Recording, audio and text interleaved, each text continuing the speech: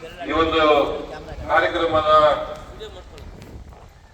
ಮುಖ್ಯ ಅತಿಥಿಗಳು ಈ ಶಾಲೆಯ ಮುಖ್ಯಸ್ಥರನ್ನೆಲ್ಲ ಆತ್ಮೀಯ ಸ್ನೇಹಿತರು ಆದಂತ ಮುನಿಯಪ್ಪಣ್ಣವರೇ, ಕೋಲಾರ ರೋಟರಿ ಸೆಂಟ್ರಲ್ನ ನನ್ನ ಸಹಪಾಠಿ, ನನ್ನ ಜೊತೆಯಲ್ಲಿ ಸೆಕ್ರೆಟರಿ ಆಗಿರುವಂತ ಕೆ.ಎನ್. ಪ್ರಕಾಶ್ ಅವರೇ, ಮುಂದಿನ ವಾರ ಇದೇ ವಾರದಲ್ಲಿ ಅಧ್ಯಕ್ಷರಾಗುವಂತ ಗೆಳೆಯರಾದಂತ ನಾಗರಾಜ್ ಅವರೇ, ಜೆಡಿಎಸ್ ಮುಖಂಡರು, ಈ ಭಾಗದ ಒಳ್ಳೆ ನಾಯಕರಾದಂತ ನಟರಾಜನ್ ಅವರೇ, ರೋಟರಿ ಸದಸ್ಯರಾದ ಶ್ರೀಕಾಂತ್ ಅವರೇ, ಈ ಶಾಲೆಯ ಮಕ್ಕಳು, ಶಿಕ್ಷಕರೇ, ಕಳೆದ 24ನೇ ಸಾಲಿನಲ್ಲಿ ಕೋಲಾರ ರೋಟರಿ ಸೆಂಟ್ರಲ್ ವತಿಯಿಂದ ನಾವೆಲ್ಲ ಕೂಡ ಸೈಕಲ್ ವಿತರಣೆ ಮಾಡ್ಬೇಕಂತ ಹೇಳಿ ಪ್ಲಾನ್ ಮಾಡಿಕೊಂಡಿದ್ವಿ. ನಾನು ಪ್ರಕಾಶ್ ಅಣ್ಣ ಅವರು ಜಂಟಿಯಾಗಿ ರೋಟರಿ ಕೋಲಾರ ಸೆಂಟ್ರಲ್ ನಡೆಸ್ಕೊಂಡ್ ಬರ್ತಾ ಇದ್ವಿ.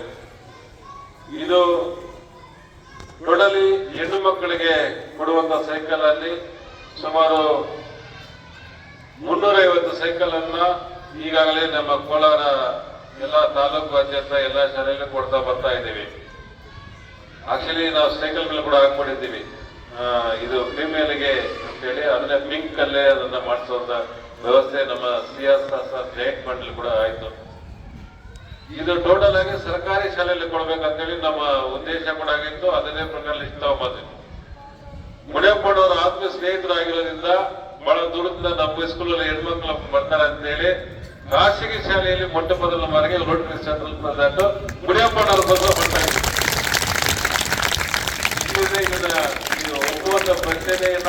ಯಾವುದೇ ಕಾರಣಕ್ಕೆ ಖಾಸಗಿ ಶಾಲೆ ಕೊಡಬಾರ್ದು ಅಂತ ಹೇಳಿ ನಿರ್ಧಾರ ಮಾಡ್ಕೊಂಡಿದ್ವಿ. ನಾವು ಬಂದೆ ಇಲ್ಲ, ಮುನಿಯಪ್ಪನವರು ನಮ್ಮ ಶಾಲೆ ಕೊಡ್ಲೇಬೇಕು, ಆ ಹೆಣ್ಣು ಮಕ್ಕಳಿಗೆ ಅನುಕೂಲ ಆಗುತ್ತೆ ಅಂತೇಳಿ ಈಗ ಆಫೀಸಲ್ಲಿ ಕೂತ್ಕೊಂಡಾಗ ಮುಂದೆ ಏನೇನು ಪ್ರೆಸೆಂಟ್ ಬರ್ತದ ಇದಕ್ಕೂ ನಮ್ಮ ಸ್ಕೂಲ್ಗೆ ಹಾಕಪ್ಪ, ನೀರಿನ ಪ್ಲಾಂಟ್ ಹಾಕ್ಕೊಡು ಎಲ್ಲ ಅಂತೇಳಿ ನನಗೆ ಆಕ್ಚುಲಿ ಅರ್ಜಿ ಇಟ್ಬಿಟ್ಟವ್ರು ಈಗಲೇ.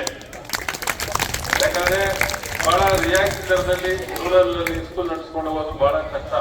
ಈ ದಿನಗಳಲ್ಲಿ ಏನು ಮಕ್ಕಳು ಫೀಸ್ ಕೊಡ್ತಾರೆ, ಸ್ಕೂಲ್ ಬರ್ತಾರೆ ಅನ್ನೋದಕ್ಕಿಂತ ಒಂದು ಕಡಿಮೆ ದರದಲ್ಲಿ ಇಲ್ಲಿನ ಸ್ಕೂಲ್ ನಡೆಸ್ಕೊಂಡು ಆಡಳಿತ ಮಾಡಿ ನಡೆಸ್ಕೊಂಡು ಹೋಗೋದು ಬಹಳ ಚಾಲೆಂಜ್ ಆದ ವಿಚಾರ ಅಂದ್ರೆ ಕೂಡ ಮುನಿಯಪ್ಪನವರು ಅದನ್ನ ಸತತವಾಗಿ ನಡೆಸ್ಕೊಂಡು ಬರೋದು ಶ್ಲಾಘನೀಯ. ಹಾಗಾಗಿ ನಾವು ಕೂಡ ರೋಟರಿ ಕೋಲಾರ ಸೆಂಟರ್ ಅಂದ್ರೆ ಏನು ಬರುತ್ತೋ ಅದರಲ್ಲಿ ಸಾಧ್ಯವಾದಷ್ಟು ಅಮರಜ್ಯೋತಿ ಸ್ಕೂಲ್ ಅನ್ನು ಕೂಡ ನಾವು ಪರಿಗಣಿಸಿ ಕೊಡ್ಬೇಕಂತ ಹೇಳಿ ಮಾತಾಡ್ಕೊಂಡಿದ್ವಿ.